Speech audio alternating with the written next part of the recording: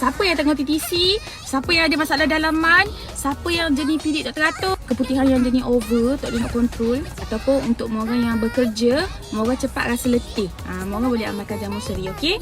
Untuk orang yang dah berkahwin pula, jamu seri ni sangat bagus untuk merapatkan balik orang punya dalaman. Lepas tu dibantu untuk firmkan orang punya aset. Nama pun jamu orang, memang mantap lah. Cara nak amalkan dia macam mana? Senang je. Cara nak amalkan dia, boleh ambil 1 biji ataupun 2 biji sehari. Ni kalau mok orang tua pun boleh. Mok Ellie yang dibagi, alhamdulillah, mok memang jadi yang payuh nak macam ada angin dalam badan ke, memang payuh. Selagi mok Ellie kan jenis tubuh berisi kan, dia macam geruk sikit dia dah mengah. Tapi lepas amalkan jamu seri ni, alhamdulillah mok boleh brisk walk petang-petang banyak round. Ni bismillahirrahmanirrahim. Ambil saja 2 biji sehari. Rasa dia pun memang sedap dok. Dia tak ada rasa jamu ke, tak ada rasa belit-belit ke, tak ada. Memang sedap, rasa lemon.